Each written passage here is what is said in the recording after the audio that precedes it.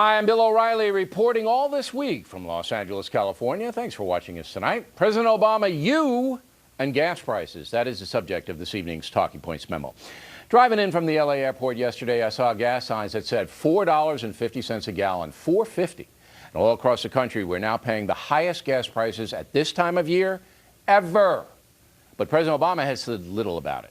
That's very strange, because the president's main focus has been on helping working Americans and redistributing income to those who don't have very much. Well, what we're really doing now is redistributing money to the oil companies, right? The president gives working Americans a payroll cut tax, but instead of the extra income going into the bank, it goes into the gas tank. What's really happening here is that working Americans and the poor are getting hosed at the pump. And because of that, their economic position is weaker. Rich people, it doesn't matter to them. So why is this happening? Well, Lou Dobbs says there's plenty of gas and oil in America. The record warm winter means reserves are way up. But to make bigger profits, the oil companies are sending their refined products overseas. Primarily jet fuels, diesel, and gasoline, which normally would be in abundance right now, is being shipped overseas. Right. We're now part of a world market, like it or not. And the fact of the matter is we are competing with demand in China, in Europe, primarily in Latin America. So let's be very clear. There's plenty of oil in the USA. Prices should not be at record levels. But they are, because the oil companies are sending their products overseas to make more money. And what is the federal government doing about that? Zero, nothing, nada. Remember, the oil companies are heavily regulated. They can't operate without government approval. In fact, under the Obama administration, oil drilling in the ocean and land leased to oil companies have been drastically cut back. Apparently, the president doesn't want oil companies to have an easier time. That's why he killed the Canadian oil pipeline. But even if that pipeline were built, the oil flow generated from Canada would most likely wind up overseas. So we, the people, are caught in a crossfire. The Obama administration wants the price of oil to go up as high as possible so that Americans demand alternative energy, electric cars, things like that. And the oil companies know they can make more money in China, so they send the stuff over there, and at the same time they raise the price at the pump here. It's outrageous. We're getting hammered from both the government and the oil companies. It's my job to tell you the truth. And right now we are all being taken advantage of by an administration that has an anti-fossil fuel agenda and an oil industry that manipulates the U.S. market. Who's looking out for us? Nobody. And that's a memo. Now for the top story tonight, reaction. Joining us from Washington, Juan Williams and Mary Catherine Ham, both are Fox News analysts. So Juan, why isn't President Obama saying much about oil prices? Well, first of all, I loved your talking points memo. I think you're on this, and you've been on this for a long time, that the oil companies are basically gouging us. But how can you say that the Obama folks want to raise gas prices? Bill, he's a politician. He's running for re-election. He doesn't want the economy to be a drag on his re-election chances.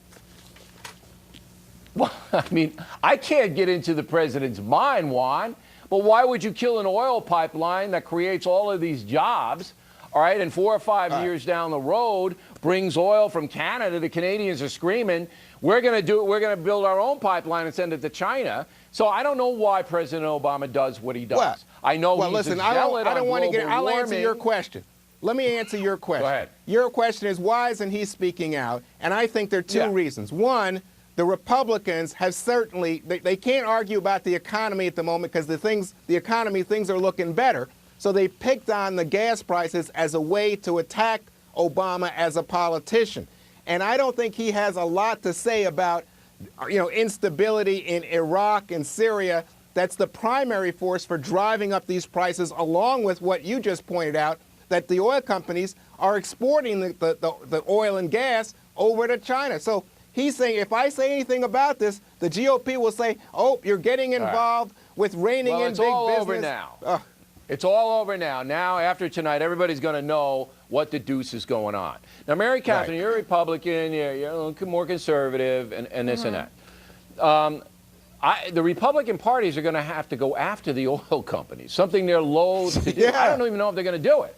I don't know if they're going to do it, okay? Because the oil companies, this warm winter has resulted in much, much less use of home heating oil and a lot of other things. But the oil companies say, you know what, we're not going to take it on the chin. We're not going to take it on the chin because of this warm weather. All the stuff we have, it's going right over to China and India. And not only that, but we're going to raise the price at the pump here for no reason. It's not supply and demand. There's plenty of supply here.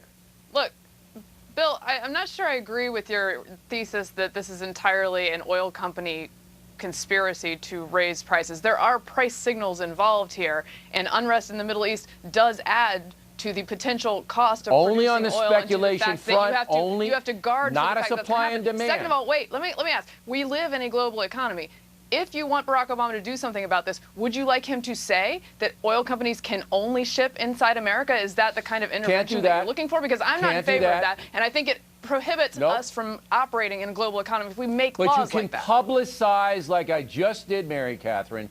Why? Look, people go in and it's $70 now to fill your tank.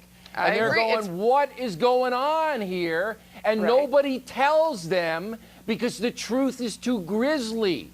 It's too grisly. It's not supply and demand. Okay, it's speculation and greed. That's what it is. Let me ask you this. If $4 gas was the object and the oil companies could just do it by collusion at any given time, why don't they do it all the time? Why at the beginning of the Obama administration was the price 172? And why has it gone up? Partly because of his actions, partly because of the Middle East. Yeah, look, they want cover, Mary Catherine, and they had it until we blew it up with Dobbs on Friday. I didn't know this. I didn't know this one. I mean, I said, hey, warm winter all over, big stockpiles of gas and oil, prices should be coming down. But no, they should be coming down, and they should be coming down. And you know what the argument is here in this town? The Republicans are always saying we should give more subsidies to the oil companies and let the gas pipeline do everything.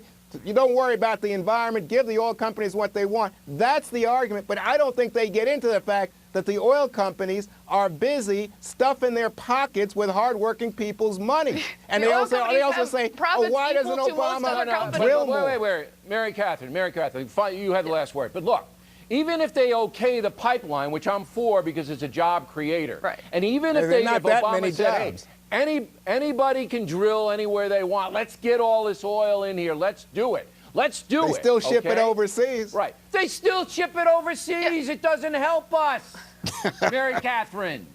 Look, two things. I think you're right about the fact that both the left, the media, and Barack Obama enjoy high gas prices because it does, they hope, push people towards alternative energies. They've said that in the past. Right. Even Barack Obama has said that in the past. I know it doesn't serve him politically at the moment, but that much is true. So I do think that you're right about that part. The oil company conspiracy, if it was good for them to have, why don't they just make it $6 oil? I mean, they could just, hey, they're going to according do it, to you, Mary they could Catherine, arbitrarily make the price whatever they want. There are on. price signals involved. There's a market that has to operate, and there are influences upon it. Yeah, Obama is one of them. The fact that there are fewer leases for oil in this country is one of them. Okay. If nobody takes the brakes on, it's going to be $6 a gallon. And the second thing is, the higher a gallon of gas is, the more tax revenue goes to Washington. Always remember that. Especially in California and New York, huge gas taxes. And the higher it is, the more money goes over there. So once again, it's the folks who get it. Mary Catherine Wan, thanks.